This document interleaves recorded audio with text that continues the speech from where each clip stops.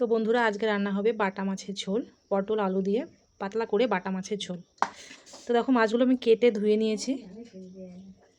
এখন এগুলোকে আমি নুন হলুদ দিয়ে মেখে নেব। মেখে আমি কিছুক্ষণের জন্য রেখে দেবো।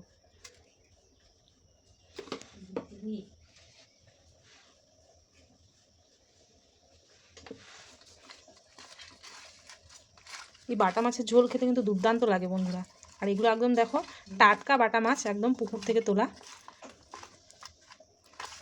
এবং টাটকা বাটা মাছের কিন্তু পাতলা ঝোল খেতে খুব সুন্দর লাগে। লবণ হলুদ মেখে নিয়েছি, এবার আমি এটাকে রেখে দেবো কিছুক্ষণের জন্য। আজকে আমি বানাবো উনুনে, তো এবার আমি উনুনটা ধরিয়ে নেব। তো দেখো আমি উনুনটা ধরিয়ে নিয়েছি। তো কড়াই গরম হয়ে গেছে, আমি এবার মাছগুলো ভেজে নেব।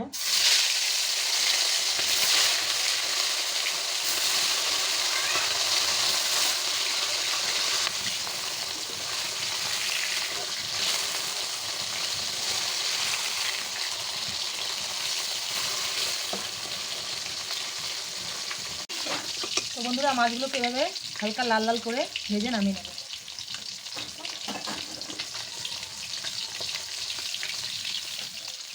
বন্ধুরা মাছগুলো আমি ভেজে নিয়েছি, এবার এই তেলেই আমি ফোড়ন দিয়ে দেবো। ফোড়ন দিয়ে আলু পটলগুলো ভেজে নেব। আমি এক্সট্রা করে আলু পটলগুলো ভাজবো না, এই তেলে আমি ফোড়ন দিয়ে আলু পটলগুলো ভেজে নেব। আমি ফোড়নে এখন শুকনো লঙ্কা তেজপাতা দিয়ে দিলাম, দিয়ে দেবো 5 ফোড়ন। একটুখানি ভেজে নিয়ে কেটে রাখা আলু আর পটল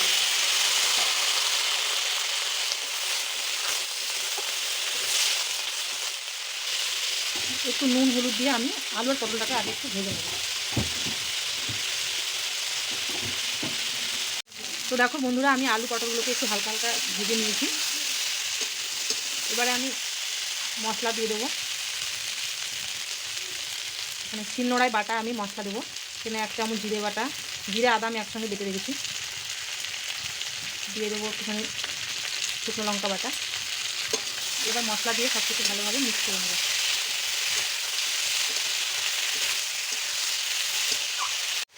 তো দেখো আমি সামান্য পরিমাণ জল দিয়ে এখানে নেড়ে চেড়ে একটু ঢাকনা দিয়ে ঢেকে দেবো, একটু আলু আর পটলটাকে সেদ্ধ হওয়ার জন্য। 3 থেকে 4 মিনিট পর আমি ঢাকনাটা তুলে সব কিছু ভালোভাবে নেড়ে নেব।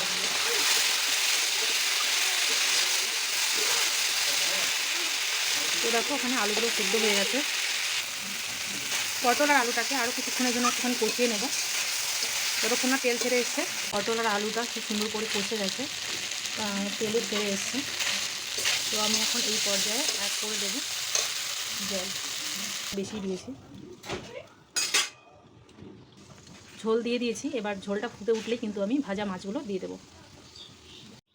বন্ধুরা দেখো ঝোলটা ফুটে এসছে, এবার আমি ভাজা মাছগুলো দিয়ে দেবো।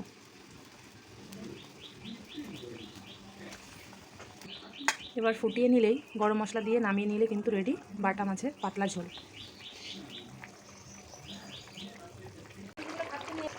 দেখো মাছের ঝোলটা রেডি হয়ে গেছে, এবার গরম মশলা দিয়ে নামিয়ে নেব। বন্ধুরা দেখো রেডি হয়ে গেছে। তোমরা জানাও কেমন হয়েছে রান্নাটা, আর তোমাদের যদি ভালো লাগে অবশ্যই একটা লাইক করে দিও।